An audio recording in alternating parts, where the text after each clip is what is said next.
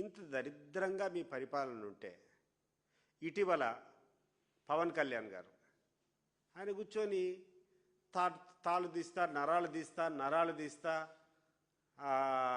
రేఖలు లేకుండా నలుపుతా. ఏం సార్ పవన్ కళ్యాణ్ గారు, ఎవరిని నలుపుతారు? మీరు ఎందుకు చేస్తారు? అసలు నువ్వు ఇట్లా మాట్లాడడానికి కారణం ఏంది అని చెప్పి నేను అడుగుతాండా. నీ జోలికి మేము ఎవరం రాలేదే. వైఎస్ఆర్ కాంగ్రెస్ పార్టీ చాలా జాగ్రత్తగా నిన్ను ఒక్క మాట కూడా అనలే, నీ జోలికి కూడా రాలే. కానీ నేను పక్కన పెడితే నువ్వు తట్టుకోలేకుండావు. ఈరోజు కూర్చొని నీ ఇష్టానుసారము నీ ఇష్టం వచ్చినటువంటి బ్యాడ్ లాంగ్వేజ్తో నువ్వు కూర్చొని పెద్ద రౌడీ మాదిరి తాట తీస్తా, తోలు తీస్తా. ఎవరిని సార్ నువ్వు తోలు తీయాల్సింది?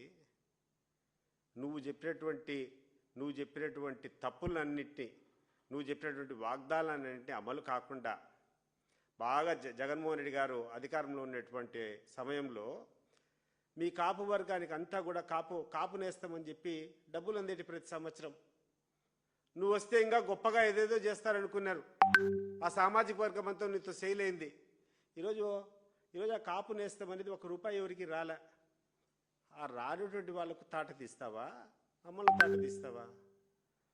ఎన్నికల ముందు పెద్ద పెద్ద వాగ్దానాలు చేసావు, ఏంటేంటో చేపిస్తావు, రాష్ట్రానికంతా మేలు చేస్తావని చెప్పి. ఈ సందర్భంగా ఒక చిన్న విషయం చెప్పాలనుకున్నా.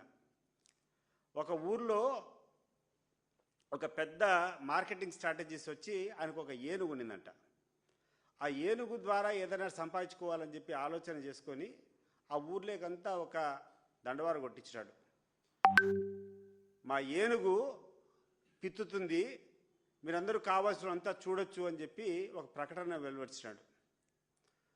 ఊరంతా కూర్చొని, అరే ఇదేంది, ఏనుగు అంత పెద్ద ఆకారం కదా, చాలా బలమైనటువంటి జంతువు, అది పిత్తుతే ఎంత భయంకరంగా ఉంటుందో, ఏమైనా విస్ఫోటం వస్తుందో ఏమో అని చెప్పి ఊరంతా ఆడిపోయి చేరుకున్నారు.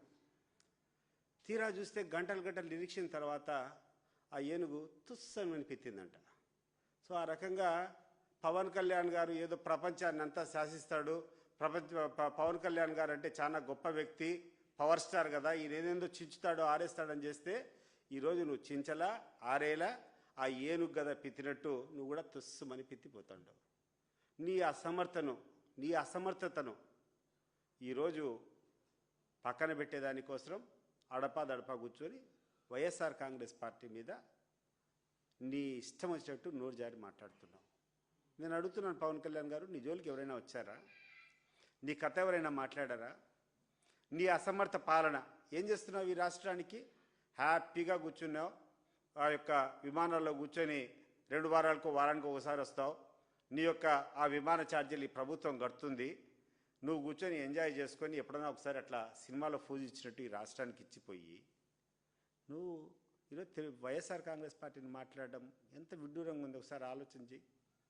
ఈరోజు నిలదీయ్యా, ప్రజలకు ఆ రోజు చెప్పినావు, అనేక సందర్భాల్లో నువ్వు చెప్పినావు, నేను అవినీతి చేసే వాళ్ళను సహించానని చెప్పి.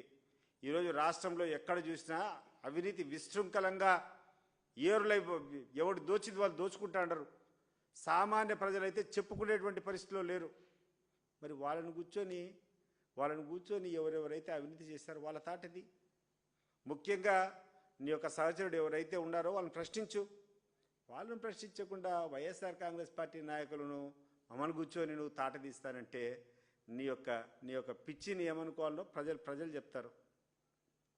నీ కార్యకర్త ఈరోజు ఆ అమర్ అనేటువంటి ఆ ఎంపీటీసీ అభ్యర్థి ఎవరైతే గెలిచినారో నీ పార్టీ టికెట్ పైన, ఆ అబ్బాయి చెప్తున్నాడు, ఇతను మా జనసేన కార్యకర్తని, విచారణ చేయించు.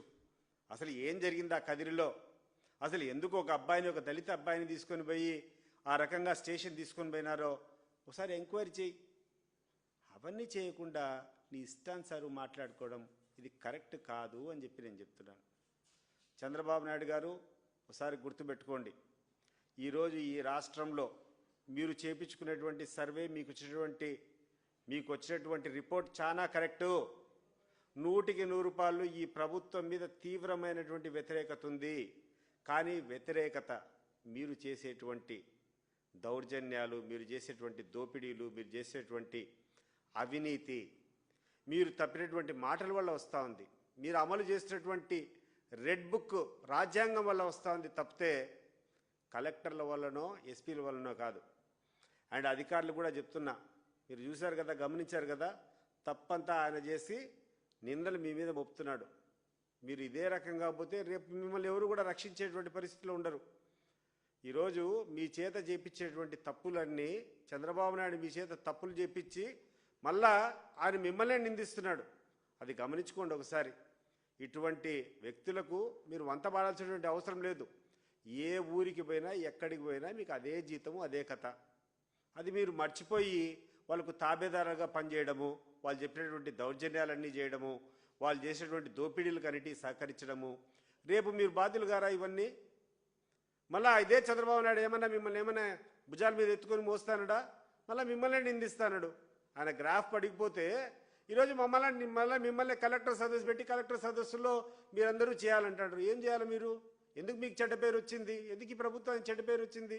మీరు చేసేటువంటి పనికిరాని పనుల వల్ల, మీరు చేసేటువంటి అక్రమాల వల్ల, మీరు ఏ రకంగా ఒక చట్టాన్ని పక్కన పెట్టేసి ఒక వ్యక్తికి లేకుండా ఉంటే అధికార పార్టీకి మీరు సహకరించే విధంగా మీ నిర్ణయాలు ఉన్నాయి కాబట్టి ఈరోజు ఎక్కడ చూసినా కూడా వ్యతిరేకత వస్తూ ఉంది. ఇది గమనించాలని చెప్పి కోరుకుంటూ పవన్ కళ్యాణ్ గారికి మరొకసారి చెప్తున్నాను, అయ్యా సార్, మీ గురించి మాకు అవసరమే లేదు.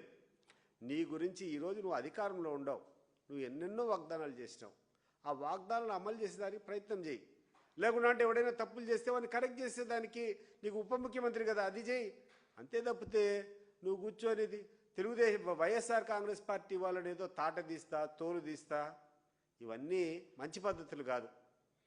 అదే కాకుండా